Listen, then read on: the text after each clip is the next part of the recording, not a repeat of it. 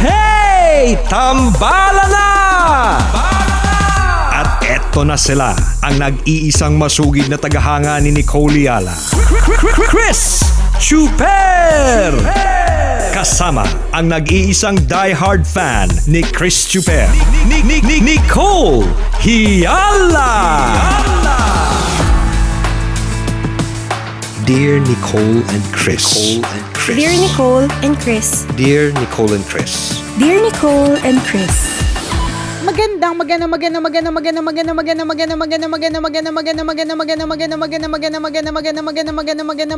morning, Luzon, Visayas at Mindanao, Metro and Mega Manila. Hi, partner. Hi partner! Shoutout tayo doon sa mga kaibigan nating bored na bored ngayong araw na ito. Bakit kaya? Bakit bored? Siguro pare-parehas, paulit-ulit ang ginagawa or walang ginagawa. Alam mo, kung pare-parehas at paulit-ulit ang ginagawa, pwede ka naman mag-break ng routine eh, 'di ba? Kaya yes.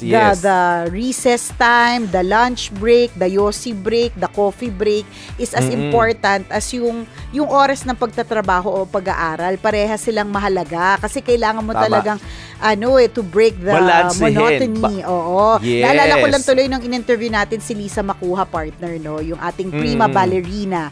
Yes. Hindi ko lang makakalimutan yung isa sa mga sinasabi niya kasi kapag ka nagbaballet ka, 'di ba, parang syempre talon-talon, 'di ba, pointing ganon. Split-split. Split-split ganon. Mahalaga yung mga steps na yon, yung mga moves na yon, pero mahalaga din yung rest.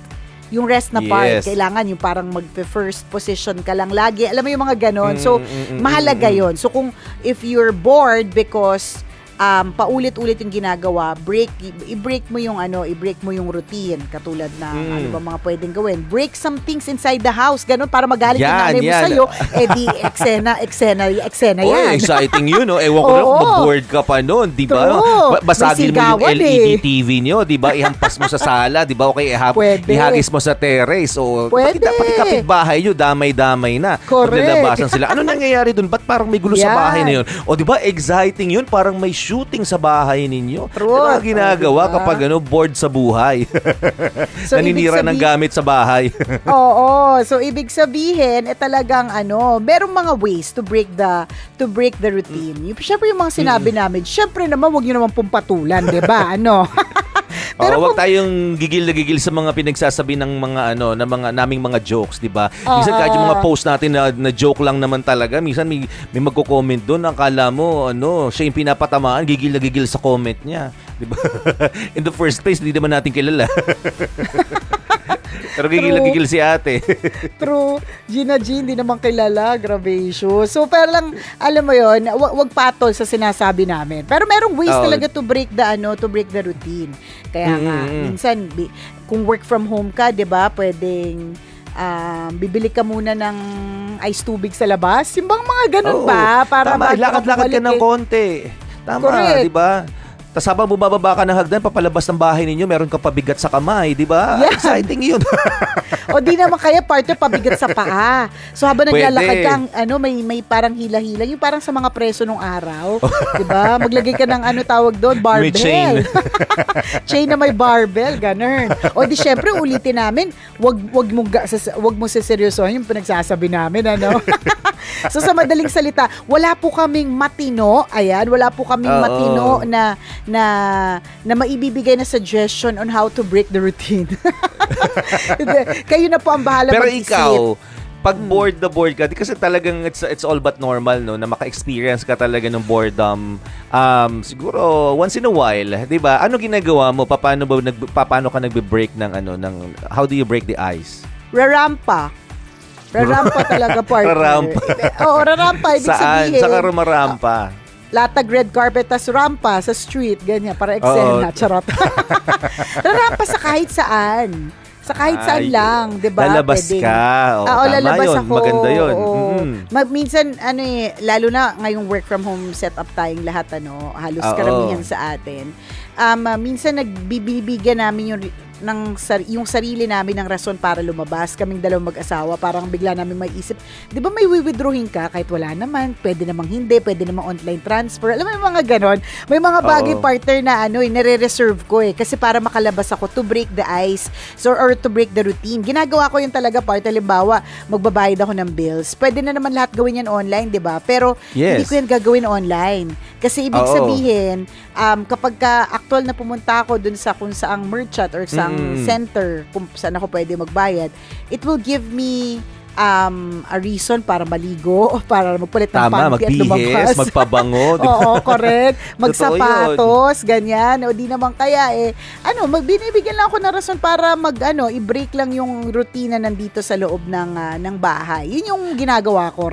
Rarampa ako kahit saan. Pero kung halimbawa weekends, pag weekends partner, kung meron namang pwedeng rampahan na pwedeng isama yung kids, rarampa din ako dun. Alam mo naman, rampadora ako ever since bago pag mag-pandemic. Di syempre, pipigilan ba ako ng pandemic sa pagrampa? Hindi pa rin. Oo naman, nauna ka pa nga kay Dora, gala ng gala di ba? Oo naman. Yung di mapakali, tinalo mo pang parang laging may alipong ngayong paasa, sobrang gala siya ng gala. Correct. Hindi mapakali yung talampakan, parang gusto mo laging kinakamot siya. Tama. Ganun tipo. Meron ako mo. nunal sa paa partner Sabi nila, di ba kapag talaga? may nunal ka daw sa paa, talagang lagi ka daw rumarama. Gala. Oo, gala. Sigurado ka bang doon, nunal yun? O baka naman yan, ha? Baka naman... duming tumigas. Duming tumigas, hindi na natanggal. Kinutkot ko tuloy ngayon, partner. Tingnan ko, baka nga naman dumi. Hindi ko lang na-scrub. Rampa kasi ng rampa, tingnan mo, dumi-dumi ng paa mo. Pero maganda yun mga kaibigan. Totoo yun yung paglabas minsan, malaking bagay yun Diba? Kasi ako meron akong kakilala, talagang sabi niya, lagi siyang galit. Alam mo, pag nakita mo siya, laging salubong yung kilay niya. Tapos nakakunot yung noo niya. Sabi namin, try mo kayang lumabas. Try mo lang, sabi namin, wag bastan mo yung paligid, bumunta ka sa tindahan, not necessarily magpapakalayo, pupunta ng Boracay o kung saan Batangas o kung saan man. Try mo lang lumabas, di ba? Pumunta ka lang ng palengke, pumunta ka sa tindahan, kung mausap ka ng ibang tao, kahit pa paano mababago yung mindset mo Di ba? May may mabibigyan ng linaw, may ma-appreciate ka sa gagawin mo. At yun yung ginawa niya. Oo nga, Kaya pala ako lagi nakasalubong kasi lagi ko nakikita maduming bahay, lagi ko nakikita mukha ko, di ba? Pag nakikita niya yung mukha niya sa salamin, pumapangat yung araw niya, sumisimangot siya. Sabi ko, try mo tumingin ng ibang tao, makaka-appreciate ka ng ibang nilalang sa mundo. Di ba? Simple lang yung mga kaibigan yung paglabas. Although delikado lumabas, pero hindi naman namin sinasabing yung tipong tumambay ka talaga sa labas. Pamamalengke, 'di ba? Ang laking bagay na nagagawa sa atin na nakakapamili tayo ng gulay, 'di ba? Nakakausap ka ng ibang tao, nakikita mo yung nangyayari sa paligid, kahit papaano nare-refresh tayo. 'Di ba? Nata-divert yung attention natin. Kung malungkot ka ngayon, 'di ba? Yung iba nagdinadaan sa grocery, pumupunta sa parlor. At kahit papaano, nababawasan yung burden, nababawasan yung pain. So pwede 'yun, magandang ways to break the ice. In other words, ang daming sinabi, rampa is the key, 'di ba? Rampa. Pero ingat pa rin. Ingat pa rin kasi naman, delikado syempre. Pa rin lumabas. Correct. Yes, Totoo naman. Lalong-lalo na nasa quarantine pa rin, 'di ba? Hindi pa naman i-ease up ng bongga yung quarantine. So, ibig sabihin, ingat-ingat pa rin po kasi correct. Ako, the virus pag is still there. Yes, ako pag nabobore ako, partner, ako talaga nanununtok ako ng puso ng katabi ko Oo, lalo.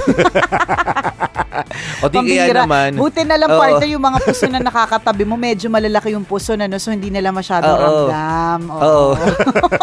Kaya ingat din. Punching bag. Kaloka. Charot lang yun. Huwag nyo rin papatuloy yung joke lang po yun. Wag. Bawal patol. Ako ginagawa ko para hindi na lang siguro ako makasakit ng iba. Pag bored ako, kagaya kagabi, bored ako, sabi ko, ano gagawin ko kagabi? Sige, babantayan ko na lang yung sarili ko habang natutulog. Maganda, nalibang naman ako. Ang galing, kasi buong gabi kang puyat, kababantay sa sarili mo, di ba? Isipin mo yun, di ba? At least hindi ako na-bore, di ba? Maganda yan. Sige. Pagpatuloy mo lang yung partner. Hindi na boredom ang pag-uusapan natin dito, pero kabaliwan na. Yung next natin pag-uusapan dito, kabaliwan na. Pero kung halimbawa, ikaw naman ay bored dahil wala kang ginagawa or parang may dapat kang gawin kasi hindi mo ginagawa. Alam mo, sa loob ng bahay, ang daming pwedeng gawin. Ang daming kutkutin sa loob ng bahay. Yung mga, yung cabinet mo na lang na ang tagal mong hindi naayos. Diba? Tapos usong-uso ngayon, partner, yung mga ano tawag doon,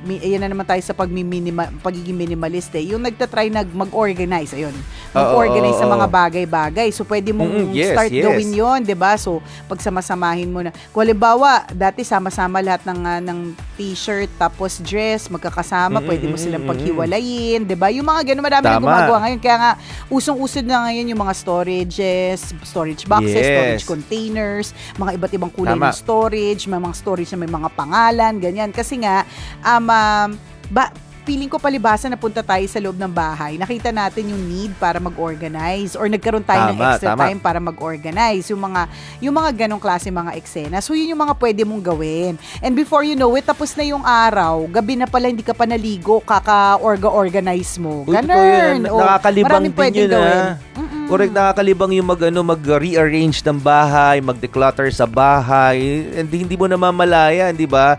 Nauubos na talaga yung oras mo. Kung minsan nga, kulang pa yung isang araw sa pag-rearrange ng bahay, and to the point na marirealize mo na din na, ay, para na rin pala ako nag-exercise. Kasi habang nagbubuhat-buhat, nagsusudlong-sudlong ka ng mga aparador, sopa o cabinet nyo sa bahay, pinagpapawisan ka rin di ba? So kahit pa paano, nakatulong na yun, na-declutter yung bahay, na-arrange yung bahay, and at the same time nakapag-exercise ka pa, 'di ba? Kasi it's a form of exercise. So may maraming paraan para malabanan ng boredom, mga kaibigan. Huwag sayangin yung oras o yung araw na, 'di ba, nabobore ka.